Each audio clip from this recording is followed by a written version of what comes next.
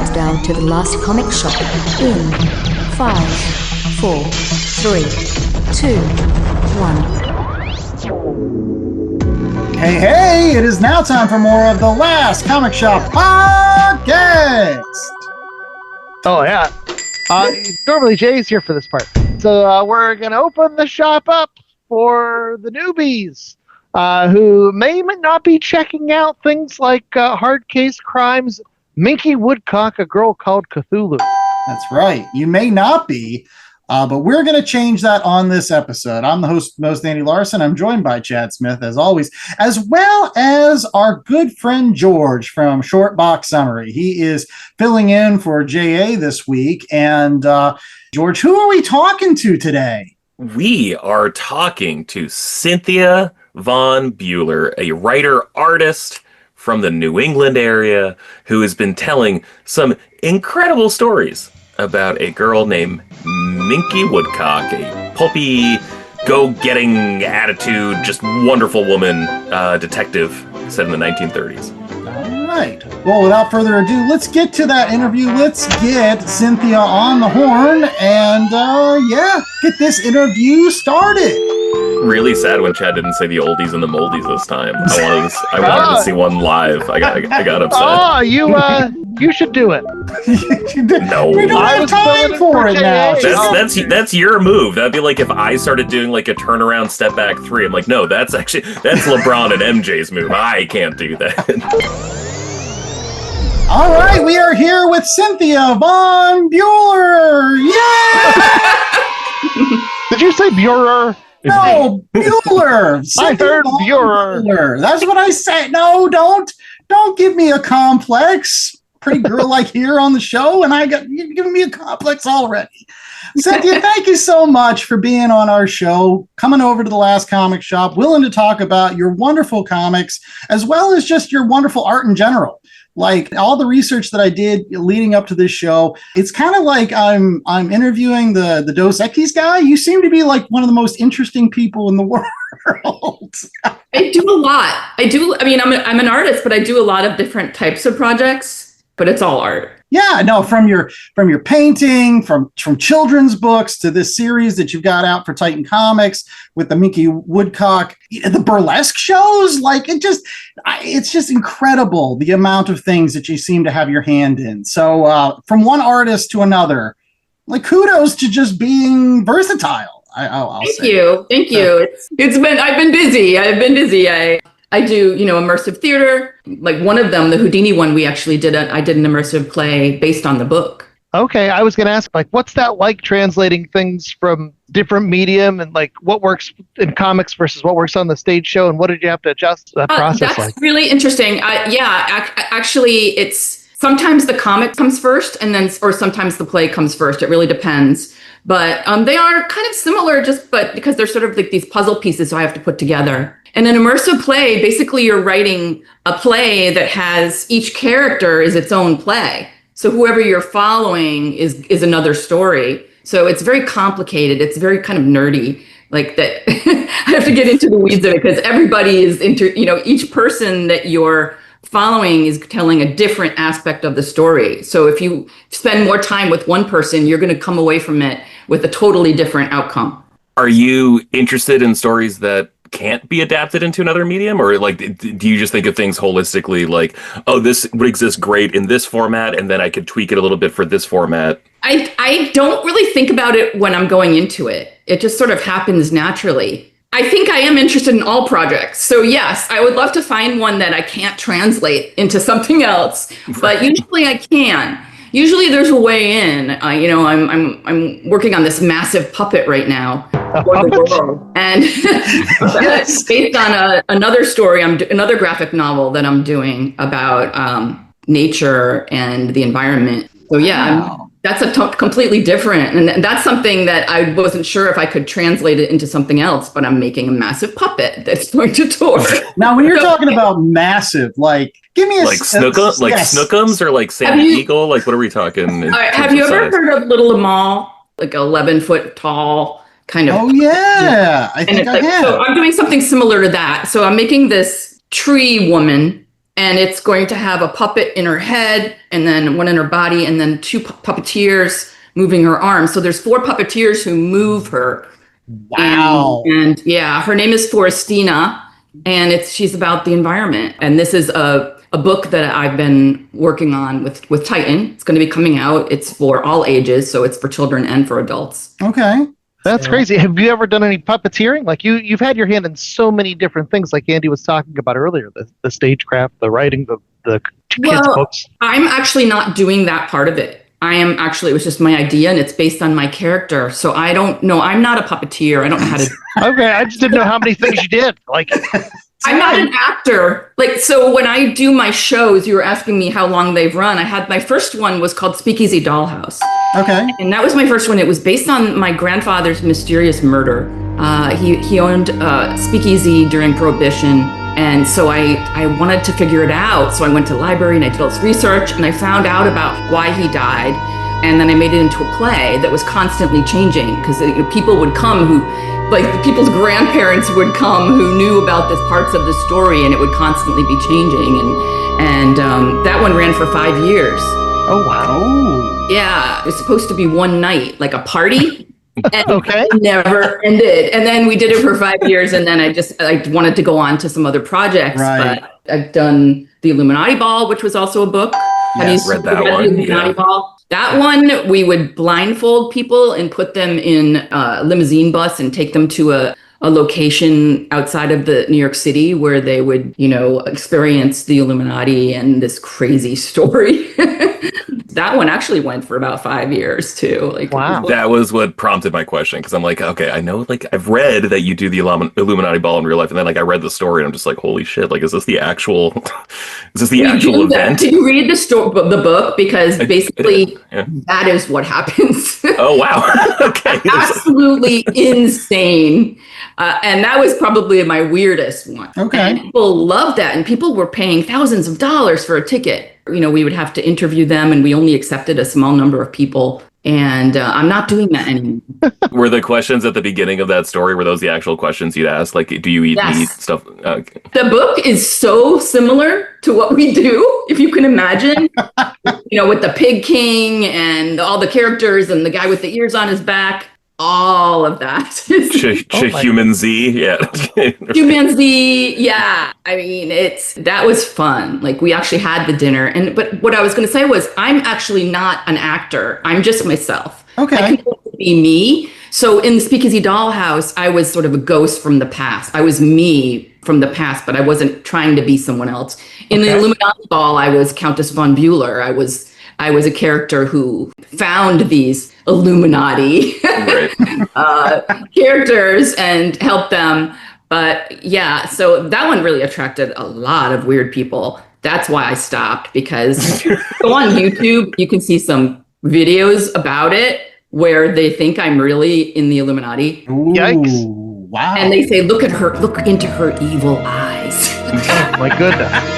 Well, I was going to ask, your work is so in-depth and so thorough, and there's so many disparate threads that you're connecting. Like, what's your research process like in between projects? Like, how long do you take to dive into these things before you go from one thing into the other? I dive in pretty deep. Like with these are detective stories, and they're all, the Minky Woodcock series. Those are all based on actual facts, and I do a ton of research. So 2 years maybe I start working on it. The Forestina story, it's actually being made into a feature film, an animated feature film. Okay. But that one I've been working on for 10 years. Wow. Oh, my goodness. And it's just been like festering in my brain for 10 years.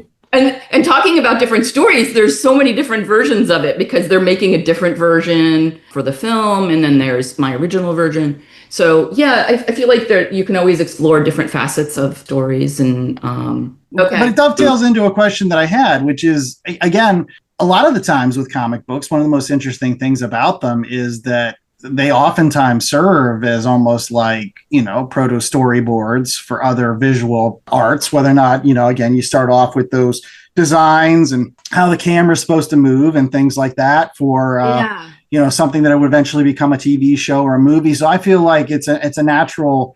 So my question is, like, again, with the Minky Woodcock and eventually putting it on stage, that came first, right? The girl that handcuffed Houdini, was that in a story like a comic book first, and then you decided to do the stage play based on like the designs that you'd come up for the book, or was it like coming out at one time? That was a book first, and then I made it into the Illuminati Ball. Was not the Illuminati, was a play and became a book. Because I've fallen in love with Pearls daily from reading these stories. Yeah, and I'm just curious what the relationship is like. Like, do you just keep her on retainer to pose for different panels and then put on the show? Pearls is amazing. She won Miss Coney Island, and she's a great actress and a burlesque dancer, and and she was the star of my Houdini show. But she's my model, and I sometimes think that Minky is kind of a combination of our personalities. Okay. I'm having a book release party on a boat. Did you hear about that? I did not. We would love to be invited. The three of you are definitely invited. We are almost full, but we have a boat. It's on the Hudson River. It's this big red weird boat that looks like the boat in the Cthulhu book. Okay. It looks like Aleister Crowley's boat. It's red and it's weird, and we can tie pearls to the mast. Oh boy! You can go to London, clean out the townhouse. Yeah, that is a first for our podcast that we've been invited to an open bar boat party. So we appreciate that for sure. Maybe you're first, Andy. It's also for fans of the books, which you guys are. But if anybody pre-orders the book, they can send me the receipt or send it to the publisher. There's a email address, and then they get invited to this as well. Okay. The problem is that it's almost completely booked. I guess. I got them here. I have video evidence, even though it's an audio podcast. Yes. You qualify anyway because you're considered press. Oh yes. The power of press. He's always wanted one of those little hats with like the little press thing in the side. Yeah. Oh, I'm gonna have capes, like these black capes that you can wear, and we can put a press thing on it, like with the symbol and a little thing that says press for you guys. I love it. But so many of my dreams are coming true. So exciting. George, you had a question here. I did, yeah. I read all of your work that I could find at my library, and I had such a great time exploring just like the themes that you were picking up and putting down across all your works. I noticed one overarching thing is just the intersection of, for lack of a better term, the weird and reality. And so there were so many things that I didn't know about. Like, I didn't know what the Georgia Guidestones were. Yeah. And I'm so comic book pilled that I just assumed that was like a purely fictional creation. I was like, no, this seems like hyper specific. Not that you're incapable of doing that, but I'm just like, no, this seems like very real. So like I looked it up, and it's lo and behold, it's an incredibly real thing. Do you start with reality and then try to fit the weird into it, or do you start with the weird and think about how it fits with the real world? It's really hard to answer that because it goes both ways. Sometimes, like with that one, I was doing a lot of research about the Illuminati, and I found them. They were blown up. Did you hear? 2022, I saw, yeah. And I'm being blamed for that. Because of the story, some people were saying that it was, that they blew it up because it was anti-Illuminati, that's why they blew it up. And that happened right like when we were still doing the show. Incredible. But like we like to think we're in the future, we're like an advanced society, but that feels like something out of a Minky Woodcock story, right? Where it's just like the incredible. Yeah, the fact that it was blown up seems really like that's when this bizarre starts, breaking into my life. Yeah, when the reality becomes more bizarre than the art. Yeah, well, I mean, all of that stuff is just part of my research. I really dig into it, like about the meat allergy ticks and all of that stuff. Like, I just find those things so fascinating and weird that I add it to the story. For example, the Illuminati ball started because one of my dancers sent me some pictures of the original Illuminati ball from 1974 that the Rothschilds had. Okay. If you research that, if you just type in Rothschilds 1974 Illuminati ball, you see some weird pictures. And I saw pictures of the Helene de Rothschild wearing this big stag head with diamond tears. And seeing that, it made me think this is like the sadness of animals. So I'm thinking how can I make a story about the Rothschild party, but then the sadness of animals? And then that's where I started taking this and that and pulling it all together and weaving a big soup of crazy. Well, I was going to ask too, just from the Minky Woodcock books, you have so many historical figures intertwined in those stories, and they're all historically based. And I love the back matter where you're talking about all the different things that you've researched. But have you ever gotten blowback from any of the family members or people, the heirs of Josephine Baker or Aleister Crowley, or? No, I haven't. Only in my own family, with my own family story, I got some blowback. But the Cthulhu story was originally supposed to be about Ian Fleming. Yeah. I'm really interested in Ian Fleming. In fact, I went to Goldeneye in Jamaica while I was working on it to do research on Ian Fleming, because if you read the story, you'll see that Ian Fleming he's the one who came up with this idea for Operation Mincemeat, which is what this kind of is all about. Yeah, with the corpse and the... Yeah, so it was supposed to be about him, but then Titan Comics, now they're putting out some James Bond books. Okay. They're dealing with the Ian Fleming family, and they said, you can't do it about Ian Fleming.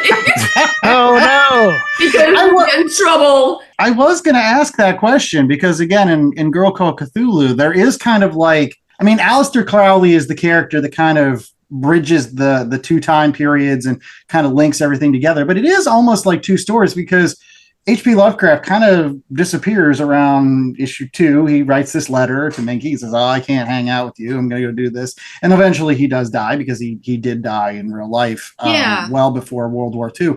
And then you got the Ian Fleming stuff and the submarine and stuff. It kind of works though, right? It works. It does. She's using the things she learned from one case for another case. And it's just, these are the people who are in Minky's world, and they were there at the same time. Yeah. So Lovecraft was working on a book with Houdini. Right. And, That's the crazy part. You're able to weave all those threads. So this story, the idea for this one, because I couldn't do it on Ian Fleming, I wanted to do sort of like Minky as a James Bond, like kind of thing. Like she inspired it, James Bond. Jane Bond. Yeah. Yes. We don't want to give anything away, but Nick and Viv from Titan, they're the owners of Titan Comics. And so we were having a meeting, and I said I wanted to do this story about Ian Fleming, and I was talking about what I was researching about Operation Mincemeat. This is before the big play came out, Broadway play came out.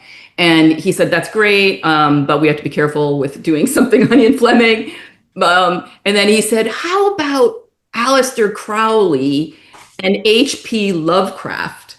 And I said, well, I don't know. That's weird. I need to find the story there. And then I went away for a year, and I found the story, and I found a way where they all intersect. And it's kind of cool. Like Aleister Crowley's work and Lovecraft's work are so similar. Like the names of their monsters and characters are so weirdly similar. And then the whole premise of this book, that authors and like detective and thriller novelists helped end World War II. Right. As a person who writes detective novels, graphic novels, I think it's kind of brilliant and wonderful. Authors, like their stories and their creativity helped Ian Fleming come up with these ideas in order to win World War II. Right. All these entertainers are also doubling as spies and government agents and consultants. And it's amazing how small the world is. Mm-hmm. You're telling these stories from this time where, these handful of people had such an incredible impact. Yeah. And the way you sew it all together is just brilliant. It's the Da Vinci Code, but in noir. And I love it. Yeah. It is kind of like that, right? It's like a puzzle piece in research, and the research kind of, it always comes back to it. It connects. I mean, I think it's really interesting, how they do intersect. And of course, with the whole thing with Nazism and all of that. And, Lovecraft was pretty, was racist, and he was kind of a Nazi. And yes, what I do to him in this book is pretty awful. The tentacles. I didn't notice the strap-on tentacles until a later panel when someone was diving into the water. Well, that was another question that I had, and I was wondering whether or not you got any pushback from folks that may have thought that this book was going to be originally, I don't want to say like a little bit more supernaturally based. I mean, when you see some of the covers for this series, you can't but help but think like, oh my gosh, you're going to see Cthulhu, you're going to see those Lovecraftian monsters that we know so well. But a lot of those those stories, those H.P. Lovecraft stories, are about like normal people that get sucked into like extraordinary circumstances. They're just, investigating something, and all of a sudden, oh no, there's some demon from beyond the nethers, and he's come to Earth, and it's beyond my comprehension. So I'm really glad, honestly, that it didn't go that route, because I think I've seen that before, and this went in a different direction that I liked. But I was just curious if people were like, well, I was expecting monsters. I'm actually surprised, because nobody has really said anything. Like, I think because he was sort of a racist, and like now people are sort of like, I actually think somebody wrote me a letter and said, why are you doing a book on Lovecraft? Like, he's a racist, whatever, but he's from a different time period, and it's like you can separate his stories from the man, and he was changing as it went on. But I didn't get what the hell is this book? Like, there is a sea monster that shows up eventually. Oh, I thought that was clever as all get out. So Cthulhu is in it. Right, yeah, no, there's tentacles here and there. It's like Minky is Cthulhu in this. They're calling her Cthulhu. But I have to find the story that I wanted to tell, and that, like, the direction I wanted to go in with it. And I don't know if that's what Nick was thinking. Like, for example, the Illuminati ball, a lot of people were really hoping that it was about like the Illuminati, and everybody I get calls and emails like, please let me join the Illuminati. And I'm like, it's play. It's not play. It's a comic book. Like, and the more I say that, the more they don't believe me. Right. I think I'm lying. And I've got this one guy following me around trying to find the Rothschilds. He's like, I don't know the Rothschilds. Like, oh my goodness. So, that one, I think that maybe some people were hoping it would be more about that, but it was about, these human animal hybrids pretending to do this to gain power. I mean, they want power, but they really just want like love and connection, right? Like, that's why like they pair off with a specific person, because then it's like they get to be human for a second, whereas like the person thinks they get to be powerful and more animalistic, right? Because like they're paired off on the pretense of like, oh, here's your spirit animal companion person that you're gonna absolutely. And that's why people love the show so much. Like, some people told me it was like the best night of their life. You know what? Thank you for saying that, because that was what the book is about. It's about humans and animals and finding a common ground, love and care and that kind of thing, and connection, and that's part of it. That's awesome. I wanted to rewind just a second. There's a quote in one of your books about separating the art from the artist, and that's something as a art fan, as a comic book fan, it's something I struggle with a lot. Where it's like you hear about these people, and then it's like, oh, in real life, this person wasn't really all that great, but the work they've produced, has made such an impact. Thanks for putting that in there. That quote about even monstrous men are able to create great stories, and it's true. There's been a lot of Me Tooing going on and all this stuff lately, and it's like people have said that to me. Like, I'm friends with Neil Gaiman, and what happened with him is really pretty tragic. What's going on? I don't know the story. I have nothing to do with it. Right. He's given me lovely quotes from my books. And are you following that, or do you know anything? I know a little bit about it. Yeah, it's tough because art is made by humans, and humans are fallible, and like separating those things sometimes can be tough. But it's hard as an artist, like, to separate yourself from your art. I find, like, I personally, my art is my life, and I live my life, and sometimes there's no boundary. And do you ascribe to the philosophy of once you let it go, it becomes its own thing? It becomes the audience's perceptions, or? I think that people can find different things in it, and I'm learning how to collaborate more. I'm a little bit of a control freak, and to be more of a collaborator. Working with Hollywood is really it makes you have to really go. And also with my actors, I give them space, when I tell them what I want, and they kind of go out and do their own thing. And usually it's pretty amazing. But separation is hard. And I understand why some people might have a hard time separating the artist from the art. It's all the much better whenever you can celebrate the artist and the art at the same time. But it's tough when you have those things that have had such an impact. And it's like, oh, it came from a place that maybe wasn't so great, but the art is still, like, it still has that impact. Well, I personally feel that most art comes from pain. And I think that in order to make art, to make good art, you kind of have to have had experiences and had some pain or be able to see it. If you just went around with everything's always happy and wonderful, that's not going to make a good story. So right. I personally get my pain out by making art about it. My ex-husband's band was signed to Capitol Records, and I was the manager of the band. It all went to hell, and then it was miserable. Like, you think, oh, if we finally got signed, and now their dreams are gonna come true, and so it went to hell. And then I wrote a rock opera about it called Countess. It's a crazy rock opera that I performed for only 1 year, and then I never did music again. And Wait, you performed an opera as well, in addition to all the rock opera. A rock opera about the music industry, and pretty much everybody dies. Can we just get a list of things you haven't done? I feel like that would be a shorter list. everybody dies. Is it about your biographical experiences as well? Because we haven't got into your biography. I don't know if you want to share with our audience. It's about a fictional singer. Some of it were things I went through. Some of the things were things that the singer of the band, it was a woman, went through. Some of the things I just made up, or some of the things I've seen like stars go through. So it was kind of like a mishmash of just ugliness. And I sing in it. I actually am the singer, and I was the performer in it. I wore a long blonde wig. You can find it online. This was back when we had CDs. It was in the year 2000. It was a while ago. The year 2000? You have to be the most interesting person we've ever talked to. I am a weirdo. It's really hard for me, like, when I have to write a bio. Yeah. What do I talk about? What do I say? Like, there's so many different things that I've done massive puppets, immersive theater, graphic novels for adults, really for adults, and then graphic novels for children, and then picture books for children. My music, I was in 2 bands, so. Okay. Well, I want to kind of hit upon, for our fans of the show, the comic book aspect. Again, a lot of the times when we do interviews with folks, they usually have like this long story of why they wanted to do particular comic books, right? They may have picked up comic books when they were 5 years old. They started drawing on tissue paper or whatever, or tracing things, and then they made comic books when they were teenagers. I have a story like that.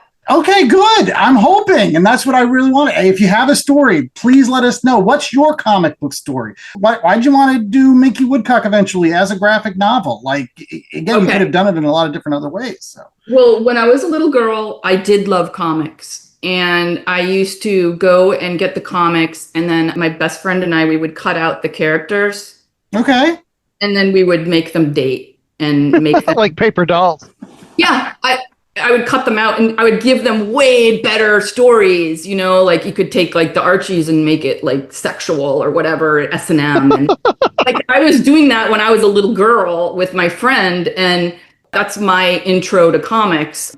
I guess I'm just really interested in books with pictures. I'm kind of like a little child in my head still, and so like children's books are books with pictures. And when graphic novels became popular, it's like books for adults with pictures. It's like comic books for adults. And I just love that, And then like the pulp comics were comic books for adults way before we were all born, and now they're back. Yeah, no, they are. You're absolutely right, especially in America. The fact that, like, again, after the seduction of the innocent in the 1950s, you had a lot of different genres for comic books kind of go away. They stopped making things like romance comics and Western comics.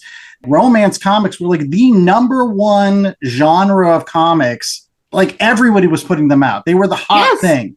Yeah. And then the EC comics and stuff, and comic books were un-American, and comic books were not good for kids. And it wasn't even kids that were reading them. It was like everybody was reading them. And so they kind of had to go into capes and more safe stuff in the comics code. But in the recent years, since the 1980s, and a lot of folks have been putting out really great stuff since then, we've seen a revival of a lot of these things. And one of the things that I love about your comic book is, the Minky Woodcock series kind of reminds me a lot of some European comic books that I've read, to be blunt. Yeah. And that's kind of an aside to the story I'm telling, which is the fact that, like, in Europe, they didn't have these earrings or whatever. So they just continue to go with their ideas and absolutely. and push. Yeah, France has always been into comics and they've done all different kinds of things. I mean, I totally agree with you. I think that when you think of comics in this country for a while, it just became like Batman. Everyone was like, oh, it's just Batman. And there's just so much more. There always has been so much more.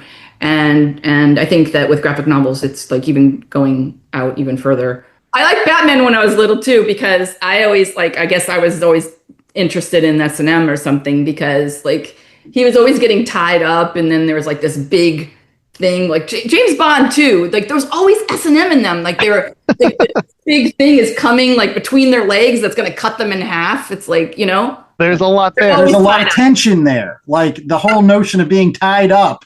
You know, it's like the tie to the railroad tracks. Like, again, where did that come from? Like the idea of tying a woman to the railroad tracks and the train coming on, and it's just like, and that was the scary thing. That's what causes the tension, the suspense or whatever. Yeah. Well, and it's curious that way. That, and I like that in Minky Woodcock, like the first story with Houdini, like you made being tied up not scary, because like she like learned the secret to like getting out of, I forget the name of the specific knot, but like all of a sudden, like I never felt like she was in danger with like what would normally be like a terrifying situation, right? So like you did a good job of like giving her a cheat code for life. Yeah, a little bit of control. Yeah. She uses the things she learns to get herself out of trouble. I feel like when I first thought of the idea for Minky, I was thinking that she's just always getting herself tied up in things. Like she's going too deep. Like if I was a private detective, I would just get too involved and I would go in too deep. And I think that that's what she does. And it kind of like sometimes it kind of screws her up. But if anyone's going to be tying anyone to the tracks, Minky will be tying someone to the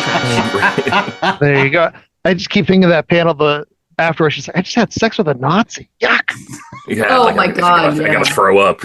Yeah. That may have upset some people. I don't know. I think that's gonna get memed a lot in the next couple years, unfortunately. So well, like it's just like everyone's like, oh God, I had no idea he was such a scumbag. It's like, yeah, don't worry, there's a meme for you to post when you find out. Yeah. There you go. Now, back on the comic track, do you have any influences as an adult artist? Any modern comic influences that you're like, oh, that's somebody that I like to emulate, or that's somebody that I've learned some techniques from? Or yeah. Like, so Robert McGinnis, he did all of those sort of pulpy covers. I don't know if he's considered comics, but I really love his work. He did the James Bond posters but he did a lot of comic work, like pulpy kind of stuff. And with the latest one, I decided to do it in the old comic book style. So I actually colored it with dots. You know, they're yes, I noticed that. Great choice. Great choice. I was trying to get that old comic book pulpy feel in the right. Yeah. I miss that so much in modern comics. Like I miss the old garbage paper and the bed day dots. Me too. I was trying to make it look like garbage paper by I mean, this is high quality paper here, but it looks garbagey. And the Houdini one, I was using this like textures and stuff. But this one, I really liked how it came out because I had to use only 3 colors. Like to make the colors, you have to mix. So like, let's say you want to get green, you'll have a blue primary with a yellow dot. It's just color theory. Right. No, and it looks incredible. Yeah. Thank you so much. The merger of kind of like, again, like a pop bubblegummy sensibility with kind of like these old time 1930s, 40s.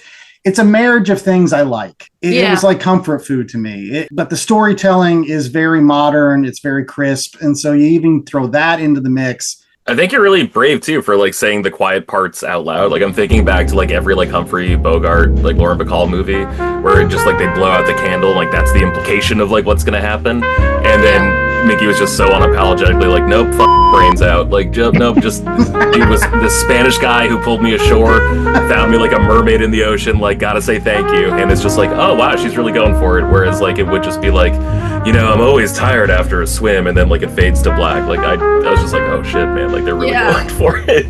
So my publisher at Hard Case Crime, he loves that. He like that, like a Hard Case Crime is really into that kind of thing, kind of that kind of look. But that's kind of what I'm like. It's great because like all the comics I read for my show, like it's like the most beautiful people in the most sexless lives, and then you come just like kick open the door, and it's just like it's funny, it's horny, it's sexy, it's dangerous, it's weird. Like it's just so many things that are just not being serviced in other from other publishers, and you just do such a good job of incorporating all this into a cohesive story that dances between reality, dances between weird. I enjoyed it a lot. I really appreciate that. I sometimes worry that people will see like the cover or something and think it's like for the male gaze or whatever. You know what I mean? Like I'm writing this. All of the covers were made by women. By the way, we only use females, and it's like I like looking at beautiful women. Like everybody who doesn't like looking at beautiful women. But no, I was struggling to find a way to describe it. But it's not just the sexiness. Like there's intrigue all throughout the stories, whether it's the threads you're weaving between all these disparate characters, whether it is the romantic moments or the sexual tensions. Like there's so many things going on. Like on every level, you just want more. Of like, oh, I love this character. I want to see more about this. Oh, I love this interaction. I'd love to see more of this. Like, I remember reading about Houdini and trying to expose the spiritualists back whenever I was in college. And I went down that rabbit hole for a time, and like to pick up, your first Houdini book and see that was what that was all about. Like, that was incredible. Like, and it's adding extra action and intrigue and Josephine Baker and all this other stuff on top of that. Like, I love it. I noticed like a theme. I read Evelyn, I read Illuminati Ball, and then I read the Minky Woodcock stories. I noticed like between Evelyn and Illuminati Ball, like it seemed like a big theme was just like nature versus humanity, and like not just like literal humans, but like compassion, love, like just like what it actually means to be human, like the better angels of our nature, like the better aspects of humanity. And then with Minky, it noticed like the biggest tension was actually between like what you were just talking about, was between science and faith, and like you explore faith in so many different ways. And I thought it was really interesting that like Crowley basically became like the evil Houdini, like the bizarro Houdini in the Cthulhu compared to the Houdini story. And there's one line, I know you talked about separating yourself from your art, so I'm sorry to just throw you into the fire here, but there's one line here in the your mother was clever. We couldn't let her solve the case of the century. The world needs mystery. And so like that is knowledge is power. Like it doesn't seem like it was a mistake that like you don't believe that at all, because like your entire heroine is Minky Woodcock, who is like the world's secretly greatest detective. That is like really right on. Yeah, that's very like it's astute to figure that out. Yes, those are the big themes in my life in general. I'm an animal activist too, and like humanity. Like the book I'm working on with this puppet and this book is all about that too. Was Minky always a detective? Was that always like from the onset? Did it have to be this? Because like I know that was like a popular form of fiction at the turn of the century, and like you have Sir Arthur Conan Doyle show up, like you have all this stuff, like, and then all these allusions. Like actually, like I was more of the Watson, which I love that part, finding that out about Minky's dad. But like in your head, like could it have been anything but a detective? Like is this like the great mystery of the world? Is like this tension between science and belief? And it has to be a detective to figure it out. Yes. I mean, she was always going to be a detective or sort of like a spy. Like I just pictured her as sort of this sexy kind of spy detective, but she's just a curious person. I like the idea of the sexism of that, like that time period in the 1920s when she first shows up in the Houdini book. It's like a time when women were just starting to be like, feminism was really coming out. Women were dressing more sexy, and women were like, shorter skirts, they were cutting their hair, they were just being more themselves. And I think I wanted her to be like that. And I wanted her to be curious about the world. And I'm personally very curious about like religion and faith and belief and magic and all of those things too. It feels like what you're really saying with Minky. Like I'm just thinking like every story you've told has like two diametrically opposed ideas, and like avatars. Like we had Houdini, and then we had Lady Marjorie, I think, was like the medium, and Sir Arthur Conan Doyle.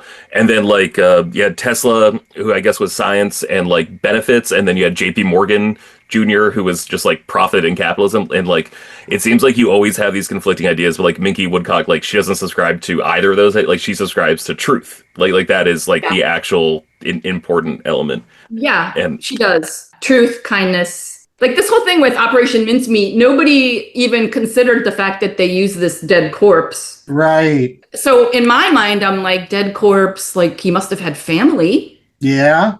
So I went onto all of the ancestry, the British ancestry sites, and I found that he had a sister named Gladys. And then I started doing the research, and I found out that she moved to, like, I'm so into the weeds with the details. She lived in New York at the same time as in my book.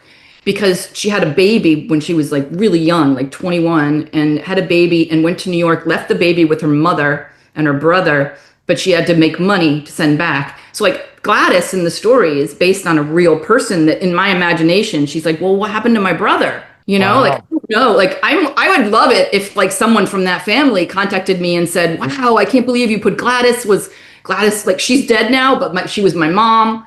You know what I mean? Right. Like, You wonder if they even know, like, if the story's out there. Her son was named Dennis. He could be out there living in Wales or whatever, but all of that's true. And that's me getting really into the details and thinking more about who is this? It's not just a cardboard cutout. It's like this person who lived his life and he died and nobody was looking for him. That's kind of weird. You're absolutely right that is kind of weird. So I'm kind of glad that you pulled on those threads and were able to just kind of put it together. And that's the thing. I got to ask whether or not we're going to see any of Minky Woodcock. Do you have more ideas out there? Like, I know they came to you and said, oh, could you do a story with, Aleister Crowley and Lovecraft or whatever? But like, I honestly want to see now more with the Ian Fleming because I thought they were a charming little couple going on there. No. I need to know what happened to the mom. I'm dying to know what happened to the mom. Yeah, that is like the part that's been driving me crazy. In which one? In the Tesla? Well, in the Tesla book, I see what happens, but then you give us extra things where she's this champion swimmer in the Cthulhu book. Oh, the mom. So, yes. Oh, I thought you said the bomb. No, the mom. The mom's the bomb. Yeah. The Sherlock Holmes mom. That's the one I want to know I've been writing this whole time, and I've written a screenplay for this as a TV series. And originally, this was going to be a TV series, and there was a production company that was really interested in it. But then they decided they weren't going to do it because it was a period piece, and in this country, period pieces cost a lot of money to make. And they optioned my children's book. So I still want to sell these to be a TV show. Whether it's in England, be great, yeah. I mean, the fashions and everything. Mom is the whole B story. The mom is the B story. She's like, she figured out what happened. Like who was Jack the Ripper? She found Jack the Ripper. Yeah, I know. Like when you're writing a TV series, you're kind of writing it as you go. And so like I'm grouping all of these together and I'm writing it as I go. And it's kind of like a TV series. Like I had this idea for this mom that he cheated on her, and then I keep building on it. So it's like writing a TV series. Yeah, and I'm pissed because the new season isn't on Netflix yet. Like I'm dying to know what happened to the mom because that. You can't leave us hanging. You can't leave us hanging. Come on, like you gotta write more. You gotta write more. I know you got these children books and you're wonderfully talented. You're making puppets, but we need to see more Minky. The publisher wants more. They're doing well and people like it, and they would be happy for me to just keep doing them forever. So I will fit it in and I will keep doing them. But we're talking about maybe putting the 3 into like a slipcase kind of cover, like maybe like a special one. Are you familiar with like what a draft is, like for like the NBA or the NFL, like how like there's a whole pool of players that they get to select and like you go in like an order? I'm now gonna start like a draft pool with Chad and Andy and Jay, the other host of Last Comic Shop, like just guessing who's going to show up in the next book, like which historical figures are going to be Forrest Gumped in this new series. You guys like how people write their fan fiction. You guys need to write some fan fiction. And yes, I'm open to ideas. Like I've said that before. Like to me, you should do the Black Dahlia. Or like I've had people tell me different ideas that they would like me to do, so I'm open to them. And if I can read the story, I think we're getting to that point. We start talking about the atomic age. I would love to see Minky Woodcock meet Oppenheimer. I really would like to see what's going on over there. Like see Richard Feynman and all that stuff, all that political intrigue at the beginning of the Cold War when they didn't. Yeah, that stuff. Older Minky Woodcock dealing with the Zodiac killer. I don't know. Like I'd love to see Minky. What you guys need to do, the 3 of you, like how Ian Fleming made the Trout memo, which was all like it was like a list of like 50 different ideas on how to trick the Nazis. You guys need to make a list of like 50 ideas for me to be the next Minky, and I'll choose one. Okay. We've got our homework. Yeah. Well, and then if I actually choose one, then I'll dedicate the book to you. Oh, well, now we got to work, gentlemen. We've got homework to do. Now I'm putting you to work. That's right. I mean, 1938 was when Orson Welles did his radio drama. What if there were actually aliens there? And Minky Woodcock got to the bottom. All right. Well, we have tons and tons of homework, Cynthia. Thank you so much for being on the Last Comic Shop. We have to go and write down our trout list for you of all of our names because we want that dedication for sure. We're hoping that we've got a winner here. I want your trout memo. I want your trout memo because you guys are all really smart and you guys, I could tell, like you had some good ideas. So. Well, thank you so much for being on our show. We hope to have you back when you write your next book. And until then, Cynthia, why don't you make sure that everybody knows where to find your tremendous work every single day and what's coming up soon from you, just to recap. Okay. So yes. So I think that probably the best place is cynthiavonbuhler.com. There you can get to all of the other, like the minkywoodcock.net and all of the research. All the plays have their own websites, but you can get there from, I don't want to give you a million websites, so just go to cynthiavonbuhler.com or Instagram, I'm just Cynthia Von Buhler. Facebook, I'm Cynthia Von Buhler. Blue Sky, I'm Cynthia Von Buhler. I'm no longer on Twitter because Elon Musk sucks. That feels right. Yeah. I'll tell you more about it when I see you. Save it for the boat. The last thing is your work. When is the book officially being published, and what can people look from Cynthia Von Buhler out there on the shelves? Okay, so right now the Girl Called Cthulhu is July 8th, and then look out for this massive puppet. I don't think you can miss a massive puppet. I don't know, but coming to your city soon. You'll see it in the news, believe me. And she's, I think, 15 feet tall. Wow. Well, 4 puppeteers, I mean. Yeah, she's going to be pretty amazing. And, I'm also working, right now I'm I'm a story developer for the current project that's going to be made into an animation. Okay. And, can you tell us what studio it's going to come out of at least, or any, I don't want you to reveal too much. I don't know if I can. A big one. Okay. That's fine. The biggest? The biggest. The biggest. The biggest. And the best, I'm sure. We'll see. Well, thank you so much. Stay awesome, because again, you are by far one of the most awesome people we have ever talked to. And I truly mean that. And I'm glad that you were able to share it with us for just a little tiny bit. Well, you guys are really sweet and you guys are really smart, and I enjoyed this a lot. The pleasure was all ours, for sure. It's all ours. Come to the boat party. If you're going to you have to have vision. You can't cover your eyes too much because I don't want you falling in the Hudson River and dying. Liability issue. Yeah, don't die. And I'm going to do it again during Comic-Con. I'm really just saving room for press at this point, but let's see you guys there. All right. Thank you so much. All right. Bye. So that was Cynthia Von Buhler, and we're really glad that she was able to stop by at the Last Comic Shop for that great interview. And boy, talk about versatility. Like crazy good. Oh, did I fangirl too much? I fangirled too much. No, you're fine. You're fine. I think we fangirled a healthy amount. Yeah. It was genuine too. She's got many clubs in her golf bag. Like she has so many options in a way that no one else does. I don't even think I know of people, let alone have talked to people that with half the experiences she's had. Just a fascinating interview, and I hope you all enjoyed it. Again, thank you so much, Cynthia, for coming on to the Last Comic Shop, and we hope that you stick around for more episodes of the Last Comic Shop in future, and you can do that by going out to www.lastcomicshoppodcast.com. It's a terrific place where you can find all of our episodes, evergreen, including tons of interviews with other comic book creators and artists that we have had the privilege to get to talk to, even if it's just for a really short time. Yeah. So. Not as many comic book creators / playwright / not puppeteer, but puppet designer / children's book / so many slashes. If we were to have her on for the next Minky Woodcock book, and she's just like, oh yeah, like actually in like the summer of 2027, I was imagined a sound and I couldn't find any instrument, so I invented this new type of brass instrument. Like I would believe her. Like she just is so capable and so curious about the world and finding a way to express what she's feeling.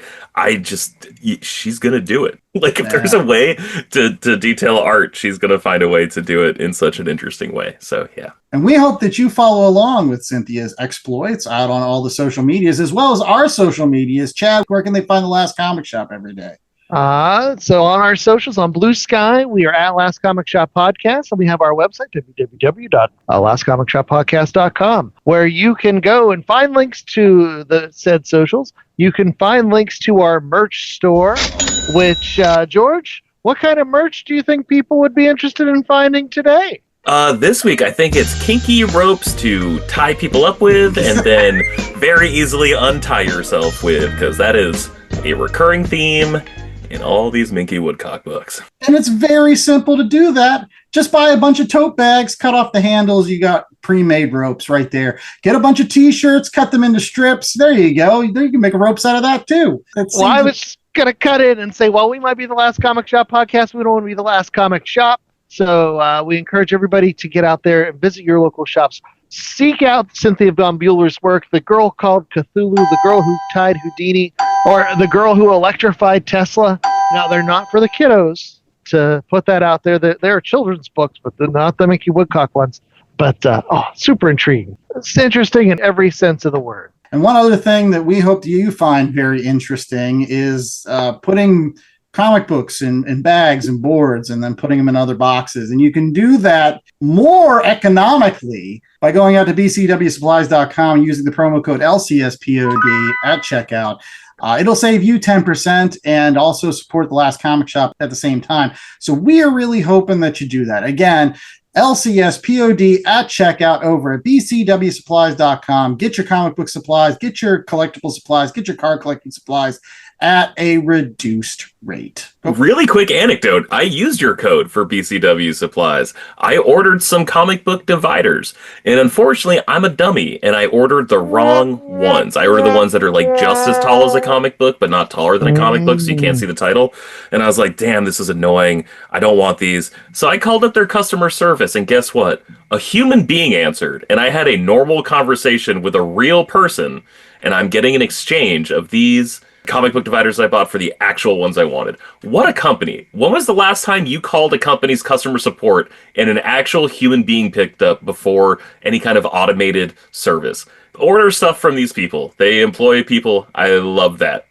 Huge fan. Kudos to BCW Supplies. That's bcwsupplies.com. And kudos to our good friend George from Shortbox Summary. George, where can everybody find your wonderful show every single week? You can find me wherever podcasts are sold, which is a dumb joke because my show is free and always will be free. In fact, I just had Chad on an episode earlier this summer. I had J.A. on an episode even earlier. And I think I'm going to have Andy on an episode earlier this summer, too. Ooh. I am intrigued by this possible appearance of Andy. He seems to be the most charming of all the Last Comic Shops. So I will be definitely listening to that episode, sir. And we hope that you listen to all the Last Comic Shop coming up soon. Until then, I'm the host with most, Andy Larson. I was joined by Chad Smith, George from Shortbox Summary, and the wonderful Cynthia Von Buhler.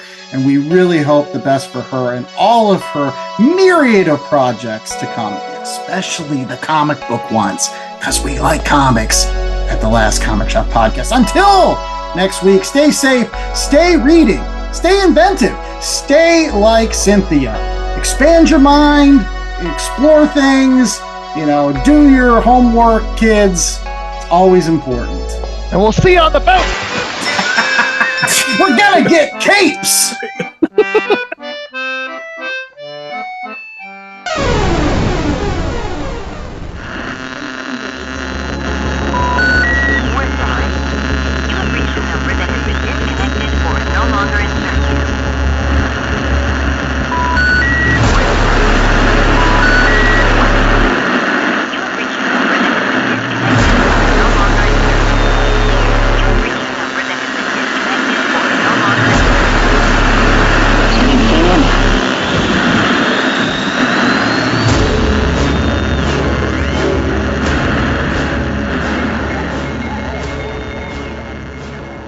The Last Comic Shop Podcast was a 2025 Black Angus production.